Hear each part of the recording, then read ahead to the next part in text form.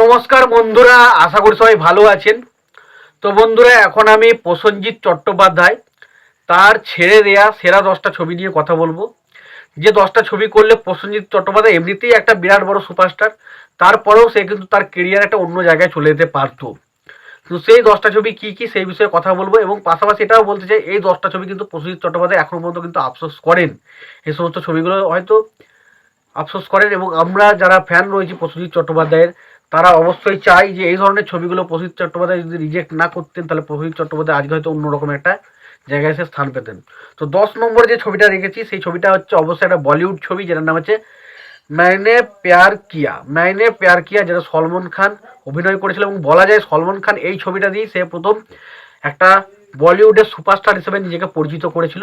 তো এই ছবিটা কিন্তু প্রথম অফার এসেছিল প্রসেনজিৎ চট্টোপাধ্যায়ের কাছে, কিন্তু এই ছবিটা কোনো একটা কারণবশত কিন্তু ছবিটা প্রসেনজিৎ চট্টোপাধ্যায় করতে বাধ্য হয়নি। প্রসেনজিৎ চট্টোপাধ্যায় সেই সময় বাংলা ছবি করতে ব্যস্ত ছিলেন, তো সেই কারণে ছবিটা কিন্তু তিনি রিজেক্ট করে দেন। কিন্তু এখন যদি তিনি ছবিটা করতেন, তাহলে ছবিটা কিন্তু একটা অন্যরকম ফলাফল আমরা দেখতে পেতে পারতাম প্রসেনজিৎ চট্টোপাধ্যায়কে। 9 নম্বরে যে ছবিটার কথা বলো সেটার নাম হচ্ছে বারুদ, যে ছবিটাতে আমরা মিঠুন চক্রবর্তীকে অভিনয় করতে দেখেছিলাম। মিঠুন চক্রবর্তী আউটস্ট্যান্ডিং পারফরমেন্স দিয়েছিল। আমি জানি না প্রসেনজিৎ চট্টোপাধ্যায় করলে এটা কতটা ভালো লাগতো, বাট মিঠুন চক্রবর্তী অসাধারণ করেছিল, এবং এই ছবিটা হয়তো প্রসেনজিৎ করলেও প্রসেনজিতের কেরিয়ারে অন্যরকম একটা মোড় নিতে পারতো। তো ডেফিনেটলি বারুদ ছবিটা সেই সময় প্রসেনজিৎ একটা অন্য কাজে ব্যস্ত ছিল, অন্য ছবির কাজে ব্যস্ত ছিল, যেই কারণে এই ছবিটা প্রসেনজিৎকে রিজেক্ট করে দিতে হয়, এবং এই ছবিটা পরবর্তী সময় মিঠুন চক্রবর্তী করে, এবং ছবিটা অল টাইম ব্লকবাস্টার একটা হিট ছবি। 8 নম্বরে যে ছবিটা কি সেটা হচ্ছে মিঠুন চক্রবর্তীর একটা ছবি, যেটার নাম হচ্ছে কুলি, এবং সেই ছবিতে মিঠুন চক্রবর্তীর একটা অসাধারণ পারফরমেন্স ছিল। ছবিটাতে মিঠুন চক্রবর্তী যে ধরনের ছবিগুলো করে তার থেকে অনেকটা হাটকে ছিল, এবং সেখানে একটা ইমোশনাল ফুল একটা ভালো সিন ছিল, এবং সেখানে মিঠুন চক্রবর্তীর পারফরমেন্সও খুব ভালো ছিল। বাট এই ছবিটা কিন্তু প্রথম অফার এসেছিল প্রসেনজিতের কাছে, বাট প্রসেনজিৎ কিন্তু এই ছবিটায় সে কিন্তু শুটিংয়ের কাজে ব্যস্ত থাকার জন্য, অন্য কোনো ছবির কাজে ব্যস্ত থাকার জন্য এই ছবিটাকেও তাকে কিন্তু ছেড়ে দিতে বাধ্য হয়েছিল। 7 নম্বরে যে ছবিটা বলবো সেই ছবিটা হচ্ছে মানে যেই ছবিটার জন্য দেব কিন্তু একটা আমাদের আজকে যে দেব হিসাবে পরিচিত হয়েছে, সেটা কিন্তু পরিচিত লাভ করতো না যদি প্রসেনজিৎ এই ছবিটা না ছাড়তো।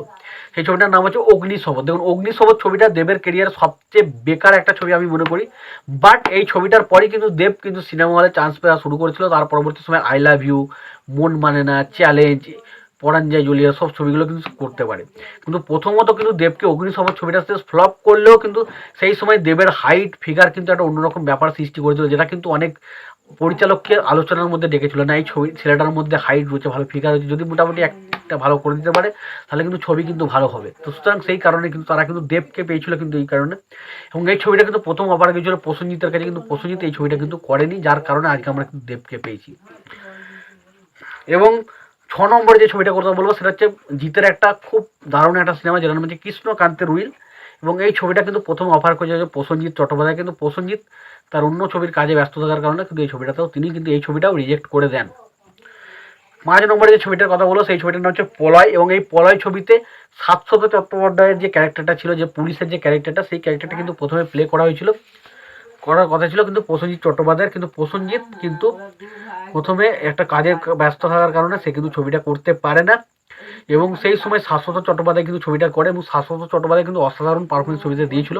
কিন্তু প্রসেনজিৎ থাকলে কিন্তু বুঝতে পারছেন আরও জিনিসটা কিন্তু একটু অন্যরকম হাইপ হয়ে যেত, এবং ছবিটা নিয়ে একটা আলাদা রকম উন্মাদনা কিন্তু সৃষ্টি হতে পারত। এবং এছাড়া 4 নম্বরে আজ যে ছবিটা প্রসেনজিৎ ছেড়েছেন সেটা হচ্ছে আসছে আবার সবর বলে যে ছবিটা কিন্তু প্রসেনজিৎ চট্টোপাধ্যায়ের কাছে প্রথম অফার এসেছিল, কিন্তু সেই ছবিটা সে ছেড়ে দেয়, এবং সেই ছবিটাতে আবার পরবর্তী সময় শাশ্বত চট্টোপাধ্যায় অভিনয় করেন, এবং সবরের ক্যারেক্টারটাই এবং অসাধারণ পারফরমেন্স দিয়ে ছবিটা কিন্তু বক্স অফিসে সুপার ডুপার হিট কিন্তু হয়, যেটা কিন্তু প্রসেনজিৎ যদি করতো প্রসেনজিতের কেরিয়ারটা অন্যরকম মোড় নিতে পারতো। এরপরে 3 নম্বরে যে ছবিটার কথা বলো সেটা হচ্ছে আক্রোশ বলে যে ছবিটা আমরা জিৎ এবং ঋতুপর্ণা জুটিকে এই ছবিতে প্রথম পেয়েছিলাম। তবে ঋতুপর্ণার সাথে সেই সময় প্রসেনজিতের একটা অন্যরকম মানে দ্বন্দ্ব চলছিল বলা যায়, এবং সেই সময় প্রসেনজিৎ যেহেতু ঋতুপর্ণা ছিল ছবিতে, সেই কারণে ছবিটা করতে চাননি, এবং সেই সময় এই ছবির যারা মেকার ছিল তারা কিন্তু জিৎকে দিয়ে ছবিটা করায়, এবং প্রথম ছবিটা আক্রোশ ছবিটা কিন্তু প্রসেনজিতের কাছে গিয়েছিল, এবং তো এই ছবিটা করলেও কিন্তু প্রসেনজিতের আবার ক্রিয়া একটা হিট ছবি হতেই পারত। এবং তাছাড়া চতুষ্কোণ বলে একটা ছবি ছিল, যে ছবিটা কিন্তু একটা মানে বিশাল বড় একটা হিট ছবি বলা যায়। সেই ছবিটা কিন্তু প্রসেনজিৎকে অফার করা হয়েছিল, চিরঞ্জিত চট্টোপাধ্যায় যে ক্যারেক্টারটা প্লে করেছিল সেই ক্যারেক্টারটা কিন্তু প্রথম প্রসেনজিৎকে অফার করা হয়েছিল, কিন্তু বাট প্রসেনজিৎ কিন্তু সেই ক্যারেক্টারটা ছেড়ে দেয়, এবং পরবর্তী সময় আমরা দেখতে পাই এই ছবিটা কত বড় একটা হিট হয়। তো সুতরাং তিনি কিন্তু বলেন, তিনি কিন্তু ডাইরেক্ট অ্যাপ্রোচ করতে বলেন চিরঞ্জিত চট্টোপাধ্যায়কে, এবং তিনি চিরঞ্জিত চট্টোপাধ্যায় কিন্তু এই ছবিটা দিয়ে একটা বিরাট বড় কামব্যাক কিন্তু করেছিলেন। এবং সবশেষে যে ছবিটার কথা বলেছিলাম যে সাথী, এই একটা ছবি ছেড়ে দিয়ে জিৎ আজকে সুপারস্টার হয়েছিল। তো জিৎ এই ছবিটা ছেড়ে দিয়ে সুপারস্টার হয়ে গেছিল। তো ডেফিনেটলি এই ছবিটা কিন্তু তিনি কিন্তু প্রসেনজিৎ কিন্তু এই ছবিটা কিন্তু প্রসেনজিৎকে প্রথম অফার করা হয়েছিল, কিন্তু এই ছবিটা কিন্তু প্রথম প্রসেনজিতের কাছে অফার গেলে প্রসেনজিৎ কিন্তু ছেড়ে দেয়, এবং পরবর্তী সময় কিন্তু যিশু সেনগুপ্তের কাছে এই অফারটা যায়, এবং যিশু সেনগুপ্ত ছেড়ে দিয়ে তিনি কিন্তু এই ছবিটার জন্য জিতকে কিন্তু রাজি করান, এবং পরবর্তী সময় জিৎ যখন এই ছবিটা করতে আসে তারপরে তো আমরা জানি পুরো একটা ইতিহাস সৃষ্টি হয়ে যায়। তো এই ছবিটা যদি প্রসেনজিৎ চট্টোপাধ্যায় করতো তাহলে প্রসেনজিতের কেরিয়ার হয়তো আরও অন্য জায়গায় চলে যেতে পারতো। তো বুঝতেই পারছেন, ও বন্ধু গানটা যখন প্রসেনজিৎ লিপ মিলাতো অসাধারণ লাগতো। তো ডেফিনেটলি এই 10টা ছবি ছিল, যে এই 10টা ছবি কিন্তু প্রসেনজিৎ যদি করতো তাহলে প্রসেনজিতের কেরিয়ার হয়তো আরও অন্য জায়গায় চলে যেতে পারতো। তো ডেফিনেটলি এই 10টা ছবি নিয়ে কথা বললাম।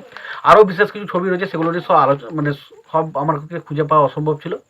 তো তোমরা যদি এই ভিডিওটা তোমাদের কেমন লাগলো অবশ্যই জানিও। তোমাদের যদি ভিডিওটি পছন্দ অবশ্যই লাইক কমেন্ট শেয়ার করে দিও। চ্যানেলটা নতুন হয়ে থাকলে অবশ্যই চ্যানেলটি সাবস্ক্রাইব করে নিয়ে পাশে বেল আইকনটা অবশ্যই প্রেস করে দিও। ভালো থেকো, সুস্থ থেকো, দেখা হচ্ছে পরে।